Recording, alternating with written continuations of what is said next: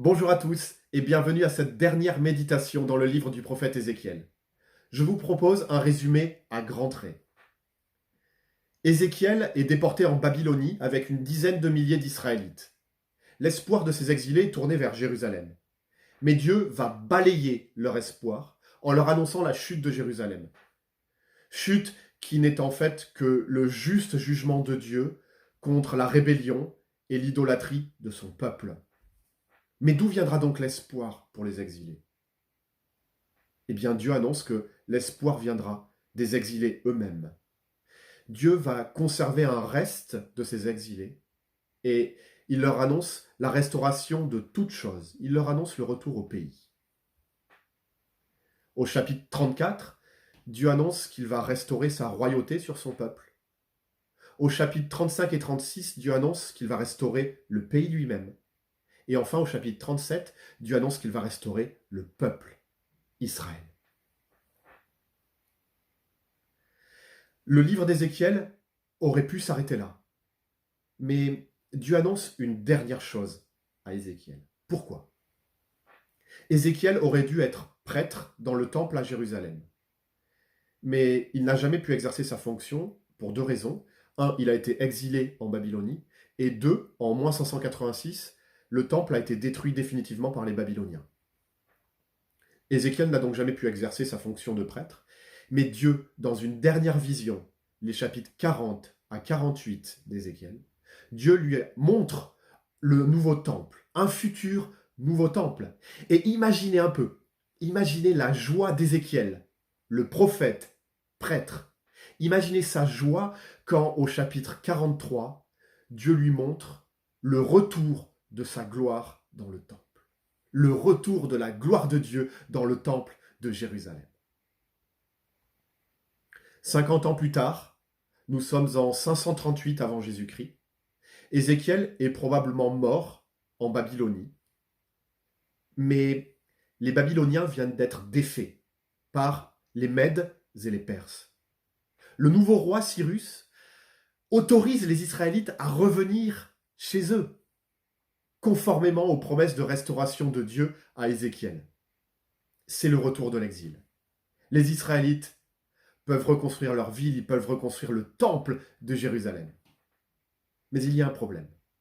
La gloire de ce temple n'est pas aussi grande que celle annoncée par Ézéchiel dans les chapitres 40 à 48.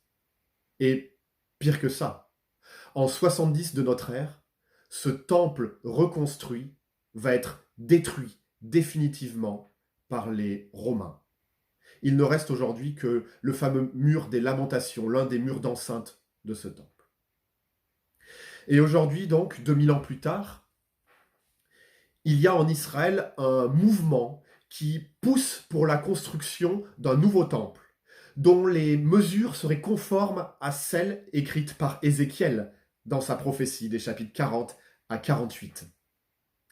Et ce mouvement de construction d'un nouveau temple reçoit le soutien aujourd'hui d'un certain nombre de chrétiens sionistes, dont un certain nombre d'évangéliques, principalement des évangéliques américains. En voulant construire le temple de Jérusalem, ils croient pouvoir faire revenir la gloire de Dieu à Jérusalem dans son temple. Ils croient pouvoir faire venir le royaume de Dieu. Mais vouloir construire un nouveau temple à Jérusalem, vouloir construire le temple d'Ézéchiel aujourd'hui, est en fait une erreur. Et nous nous en rendons compte en lisant le chapitre 47 du livre d'Ézéchiel. C'est ce que nous faisons ensemble, les versets 1 à 12 du chapitre 47. Ensuite, l'homme m'a fait revenir vers la porte du temple. J'ai vu que de l'eau sortait sous le seuil du temple, à l'est, car la façade du temple était orientée à l'est. L'eau descendait sous le côté droit du temple, au sud de l'autel. Puis il m'a fait sortir par la porte nord et m'a fait faire le tour par dehors jusqu'à la porte extérieure qui est orientée à l'est. J'ai vu que l'eau coulait du côté droit. Lorsque l'homme s'est avancé vers l'est, il tenait un ruban à mesurer. Il a mesuré 500 mètres, puis il m'a fait traverser l'eau. J'en avais jusqu'aux chevilles. Il a mesuré encore 500 mètres et m'a fait traverser l'eau. j'en avais jusqu'aux genoux. Il a mesuré encore 500 mètres et m'a fait traverser, j'en avais jusqu'à la taille. Il a mesuré encore 500 mètres, c'était devenu un torrent que j'étais incapable de traverser, car l'eau était si profonde qu'il fallait y nager. C'était un torrent qu'on ne pouvait pas traverser. Alors il m'a dit, « As-tu bien regardé, fils de l'homme ?» Puis il m'a entraîné et ramené au bord du torrent. Quand il m'a ramené, j'ai vu qu'il y avait sur la rive du torrent une grande quantité d'arbres de chaque côté. Alors il m'a dit, « Cette eau sort vers le district est. Elle descendra dans la plaine et se jettera dans la mer morte. Lorsqu'elle se sera déversée dans la mer, l'eau de la mer sera assainie. Tout être vivant qui grouille vivra partout où le torrent parviendra. Il y aura une grande quantité de poissons, car là où cette eau parviendra, tout sera assaini. Là où parviendra le torrent, il y aura profusion de vie. Des pêcheurs se tiendront sur ces rives. Depuis En-Gedi jusqu'à En-Eglaïm, on étendra les filets. Il y aura des poissons de diverses espèces, comme les poissons de la Méditerranée, et il y en aura en grande quantité. Ces marais et ces étangs ne seront pas assainis, ils seront exploités pour le sel. Le long du torrent, sur chaque côté de ses rives, pousseront toutes sortes d'arbres fruitiers. Leur feuillage ne se flétrira pas, et ils ne cesseront jamais de porter du fruit. Ils donneront du fruit tous les mois, parce que l'eau qui les arrose sort du sanctuaire. Leurs fruits serviront de nourriture, et leurs feuilles de remède. Le temple vu par Ézéchiel a donc une particularité. Il y a de l'eau qui coule depuis ce temple. Un homme fait visiter à Ézéchiel ce temple et cette eau qui coule depuis ce temple. Il conduit Ézéchiel à 500 mètres du temple. Ézéchiel a de l'eau jusqu'aux chevilles. Il le conduit 500 mètres plus loin. Ézéchiel a de l'eau jusqu'aux genoux. Encore 500 mètres plus loin, Ézéchiel a de l'eau jusqu'à la taille. Et encore 500 mètres plus loin, et le torrent est devenu infranchissable. C'est un véritable fleuve au final. Et quelles sont les caractéristiques principales de ce torrent ? Verset 9, nous découvrons que ce torrent qui se déverse dans la mer morte va assainir cette mer qui est trop salée. Là où cette eau parviendra, tout sera assaini. Là où parviendra le torrent, il y aura profusion de vie. Cette source va purifier et va donner la vie. Qu'est-ce que c'est que ce nouveau temple? Qu'est-ce que c'est que ce fleuve d'eau vive qui coule depuis ce nouveau temple? Nous, chrétiens, savons que ce nouveau temple glorieux qu'a vu Ézéchiel, c'est Jésus-Christ. Voilà pourquoi il nous paraît incohérent de vouloir construire aujourd'hui le temple d'Ézéchiel. C'est Jésus lui-même, au chapitre 2 de l'évangile de Jean, qui s'est présenté comme le nouveau temple, comme le nouveau lieu de la présence de Dieu parmi son peuple. Et un peu plus loin, au chapitre 7 de l'évangile de Jean, de toute son autorité, Jésus a dit « Si quelqu'un a soif, qu'il vienne à moi, et que celui qui croit en moi boive. Car comme le dit l'Écriture, des fleuves d'eau vive jailliront de lui. » En disant cela, il faisait allusion à l'Esprit que devaient recevoir plus tard ceux qui croiraient en lui. Comment être plus explicite que Jésus ici?